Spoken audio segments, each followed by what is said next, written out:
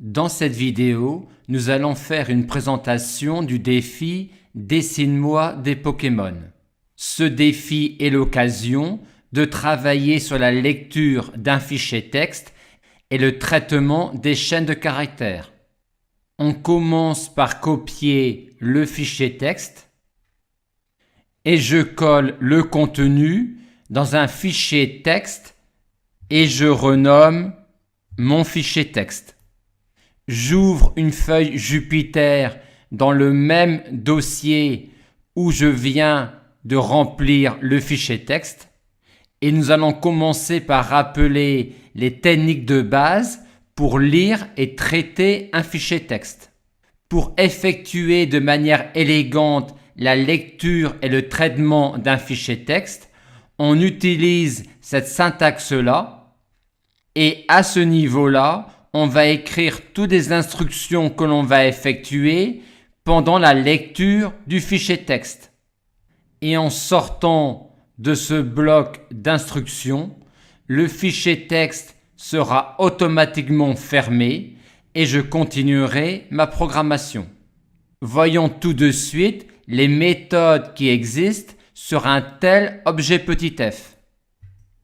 Notons en particulier la méthode close, la méthode read, la méthode readline et la méthode readlines. Notons au passage que si on travaillait sur un fichier texte en écriture, on s'intéresserait également à ces deux méthodes-là. Ce que l'on fait rarement, c'est récupérer d'un seul tenant tout le fichier texte. Les rares fois où on est amené à le faire, on procède de la manière suivante. J'utilise la méthode read, je stocke le résultat dans une variable texte et une fois exécutées ces instructions, dans texte, il y a alors une chaîne de caractères. On a alors ici la première ligne du fichier texte qui se termine par le caractère passage à la ligne, puis la seconde ligne du fichier texte qui se termine identiquement, et nous avons ici la dernière ligne du fichier texte qui se termine également par un caractère de passage à la ligne qui peut ou ne pas être présent lors de la dernière ligne d'un fichier texte. Et quand on fait cela, on travaille ensuite sur la chaîne de caractères contenue dans la variable texte. Dans le même ordre d'idées, je peux également récupérer l'intégralité du fichier texte d'un seul coup en utilisant la méthode readlines. Et une fois exécutée cette instruction-là, dans liste ligne, on aura alors une liste dont chaque élément sera une chaîne de caractères correspondant à chacune des lignes de mon fichier texte. Rappelons encore que toutes les lignes d'un fichier texte se terminent par le caractère de passage à la ligne, sauf éventuellement la dernière ligne qui peut ou ne peut pas se terminer par le caractère passage à la ligne.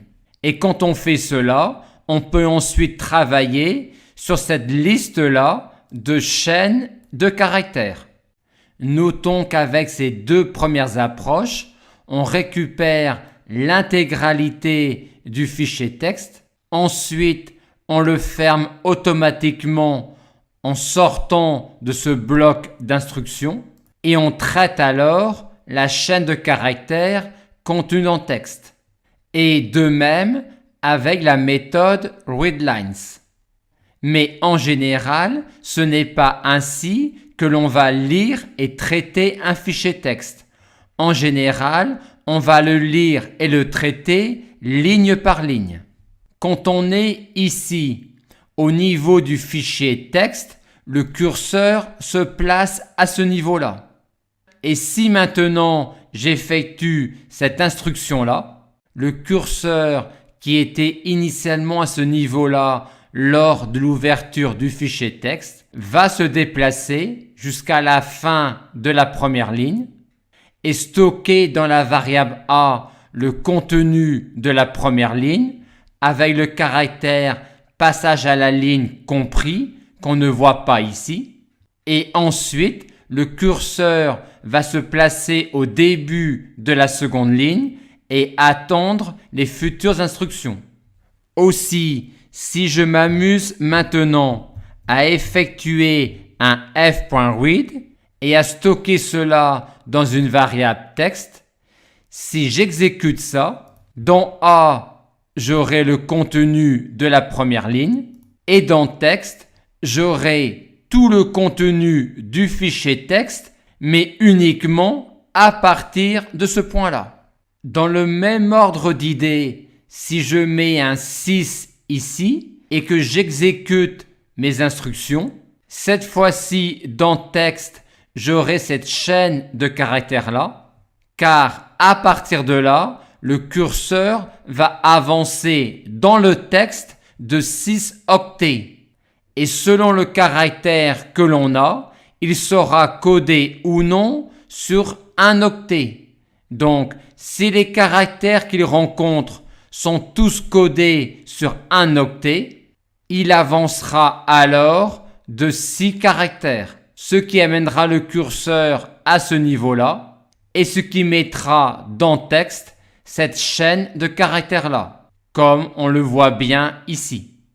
Et donc, si on a compris le principe du déplacement du curseur dans un fichier texte lorsqu'on l'ouvre en lecture, on a compris que si j'exécute ces instructions-là, dans A, j'aurai la première ligne du fichier texte, dans B, j'aurai la seconde ligne du fichier texte, et que si j'effectue ici d'autres instructions, il faudra bien avoir en tête que le curseur dans le fichier texte se positionnera alors à ce niveau-là.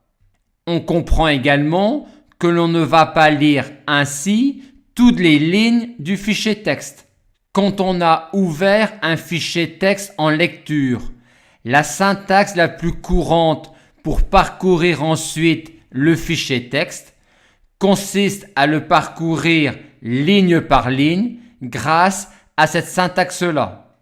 Avec cette syntaxe-là, j'aurai alors à chaque tour de boucle, dans ligne, les différentes lignes de mon fichier texte. Comme je peux m'en rendre compte en exécutant cette instruction-là. J'ai mis un repr ici pour que la chaîne de caractères s'affiche comme on la taperait en code. Et donc, avec une telle syntaxe, à chaque tour de boucle, j'aurai dans ligne les différentes chaînes de caractères correspondantes aux différentes lignes de mon fichier texte. Maintenant, je peux mixer cette syntaxe-là avec ces syntaxes-là. Je vous laisse deviner ce que vous aurez dans A et dans B, et ce que vous aurez dans C et dans D à chaque tour de boucle. Dans le défi « Dessine-moi des Pokémon », comment va-t-on procéder pour lire mon fichier texte? On voit que la première ligne a une structure complètement différente de celle des autres lignes qui ont toutes une structure qui est par contre similaire. Aussi, pour lire ce fichier texte, on va lire à part la première ligne et on va ensuite lire ligne par ligne chacune des lignes suivantes. Aussi, pour résoudre le défi, je vais créer une fonction dessin Pokémon qui aura une architecture qui ressemblera à cela. Je vais ouvrir mon fichier texte, je vais lire la première ligne et je vais traiter les informations contenues dans cette ligne-là pour avoir accès au format de l'image que je vais créer. Et mon image sera une image en noir et blanc qui aura initialement un fond blanc. Et ensuite, je vais parcourir toutes les autres lignes de mon fichier texte pour mettre en noir les pixels souhaités. Pour cela, je vais traiter chacune de ces lignes-là pour avoir accès au premier pixel que je mets en noir et ensuite avoir accès à tous les pixels suivants que je mettrai également en noir. Et quand j'aurai fini de lire ainsi mon fichier texte, mon image aura été remplie avec les pixels voulus et je serai donc prêt à la renvoyer.